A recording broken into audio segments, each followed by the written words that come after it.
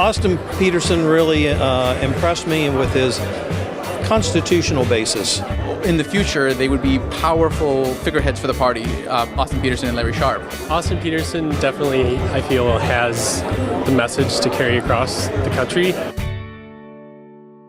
We're here at the opening day of the Libertarian Party National Convention trying to figure out who will be the third nominee on all 50 ballots in the United States in November. Austin Petersen joins me now. Thank you, Austin, for coming and joining us. I want to start by asking you a question that I've asked everybody here, regardless of whether they're a candidate or a delegate, but it kind of speaks to what we're all doing here, which is what should be the Libertarian Party's goal in a presidential campaign? What's the purpose of it? More than 1%, I think. We want to see progress. That's what we'd like to see. But what would be amazing for me is to try and trigger the 12th Amendment.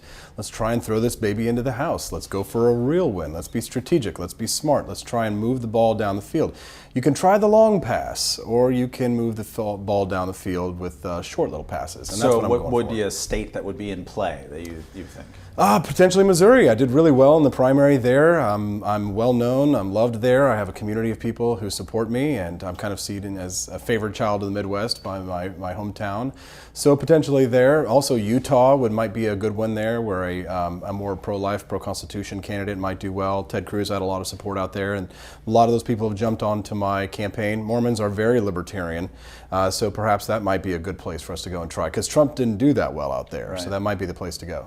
Can you walk us through your history in the libertarian movement and related organizations and kind of your origin story? Sure, yeah. I may be the youngest candidate, but I'm the longest party member, and I've been the longest activist for the libertarian cause specifically.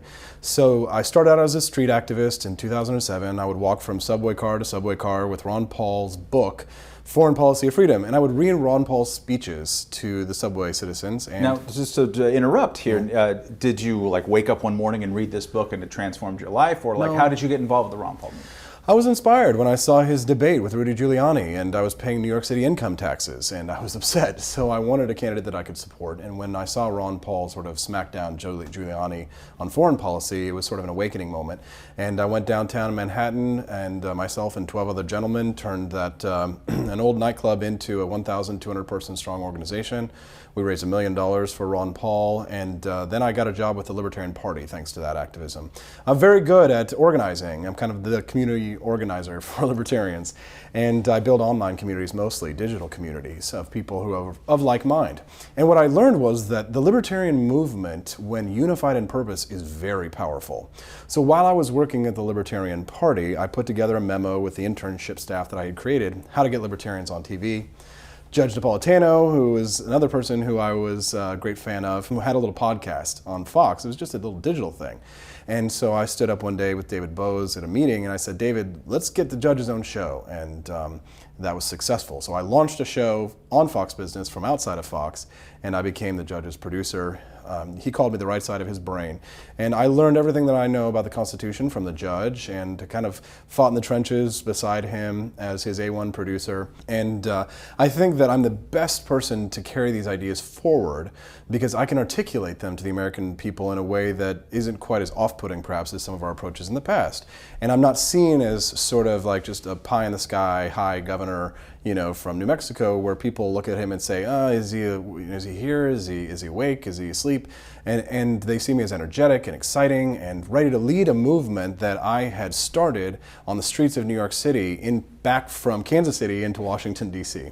Your pitch has been largely to Ted Cruz voters. It's been to Rand Paul voters. It's been Mary Matalin gave you an endorsement. People who are not actually necessarily traditionally Republicans. Are you sort of in that category? If John McAfee is Donald Trump in the Libertarian race, Gary Johnson is, I don't know who we want to say. Mitt Romney.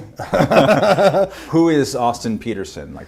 What's your play? Well, it's a combination of Bernie Sanders and Barack Obama in a sense. I was not really seeing the Bernie Sanders, to be honest with you. Well, I'll tell you why, because it's my donor base. I'm the grassroots candidate. I'm the one that thousands and thousands of people are sending their money in their change jar to. I started this campaign mailing bumper stickers and licking stamps by myself. And now I have marshaled the full might of the grassroots of the libertarian movement, because I know how powerful they can be. And when they have someone that they can believe in, that they know represents them, they're going to go out in the streets and they're going to do the same thing that I did 10 years ago. And I know how powerful that can be in recruitment. So that's what I'm trying to do. What would failure look like for the Libertarian Party in November? What is a numeric level, a psychic level? If they don't get beyond that, they will have missed an opportunity. I think probably the same as they got last time. That's why I'm running, is because I was nervous that there was going to be a half effort. So I decided to run to champion what I thought was excellence in campaigning, because I never do something half measured. I always fight as hard as I can. So I thought if it was another repeat of the ticket that we had last time, we would get the same thing we got last time. The definition of insanity, right? Doing the same thing, expecting different results. So I said, hey, let's shake it up. Let's make it a little more wild, a little more fun, but principled, and still professional. That's the thing. Still professional. Fun, wild, professional, youthful, vibrant, exciting. And that's how you build a revolution nowadays. And so far, so good. Should you lose on Sunday, would you endorse the winner? Absolutely, yes. I've worked too hard to grow this party and this movement to throw it all away for some hissy fit tantrum just because I'm losing. I lose all the time. I have all kinds of things that don't go well for me. Sometimes, a business deal doesn't go right, and I don't throw in the towel. You just keep trying. And to me, Governor Johnson, he's not ideal, but he's a good man, and he's done a good job as a governor of New Mexico. I don't care for his VP pick, but I can live with him. Gosh, if it was Gary Johnson versus Trump or Hillary, I'd be living in a much happier world. But yeah, I'll totally endorse Governor Johnson if he wins. McAfee too might be more fun, actually. We could be a little more wild. Yeah, I've put so many people into positions of this party where they are now proud and happy, and I feel like I would feel like I was abandoning them, and I won't do that. Very good. Austin Petersen, thank you very much for joining us. For Reason TV, I'm Matt Welch.